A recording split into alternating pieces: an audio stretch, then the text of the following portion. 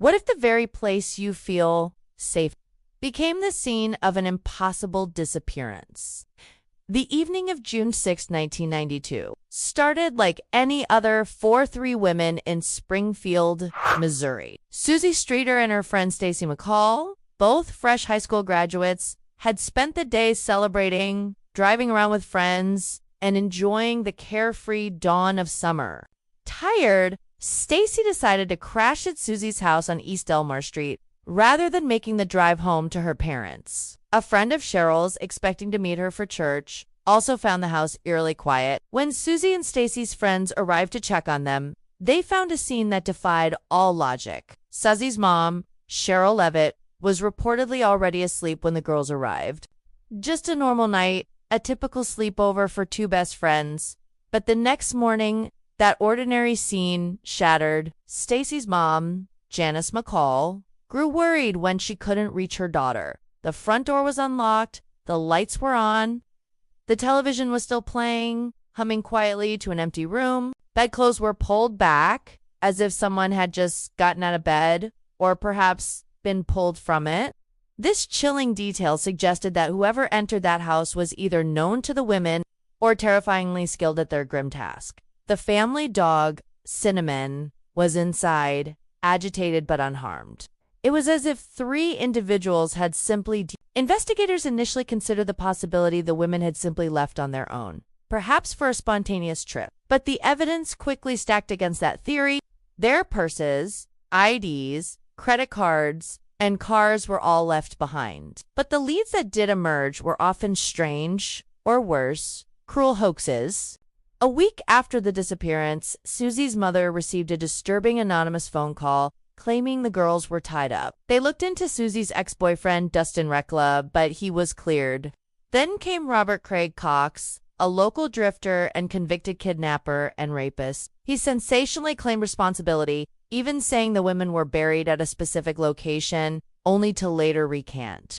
It shattered the illusion of safety, reminding everyone that even in your own quiet home, the inexplicable can occur.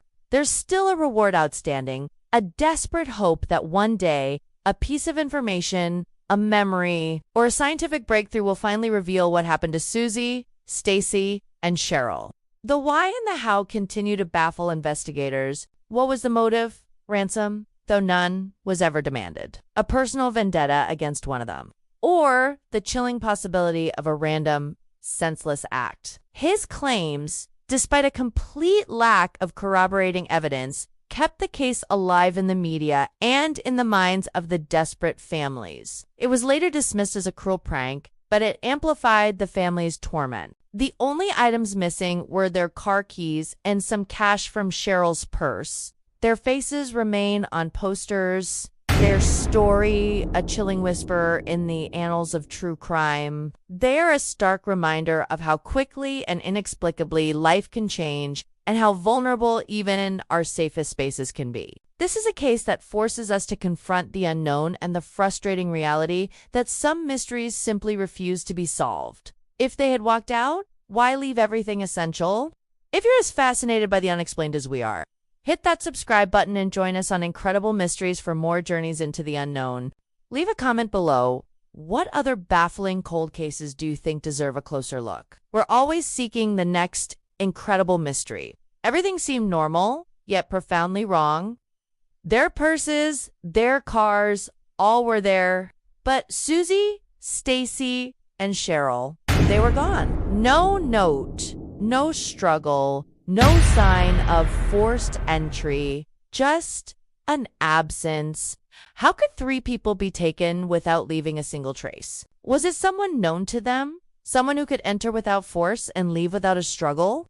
Janice McCall, Stacy's mother, dedicated her entire life to finding the girls.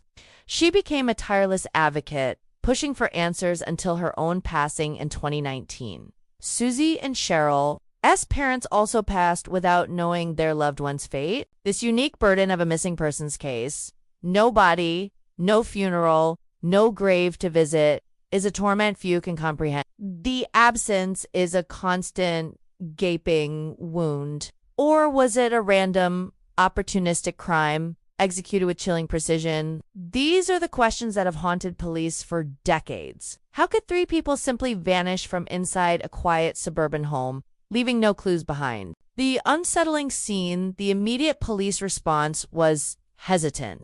With no obvious signs of a struggle or forced entry, it didn't scream crime scene. And then there was Cinnamon, the family's territorial dog, known to bark at strangers, was found inside unharmed. The investigation quickly hit a wall. There was virtually no forensic evidence. No fingerprints that didn't belong, no DNA, no blood. The case was thrust into the national spotlight, with appearances on shows like America's Most Wanted. Investigators followed every tip, no matter how tenuous.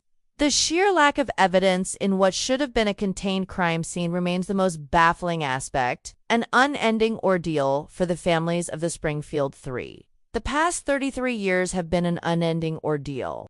The disappearance of the Springfield Three has also cast a long shadow over the community. The case remains open, an active investigation for the Springfield Police Department and the FBI.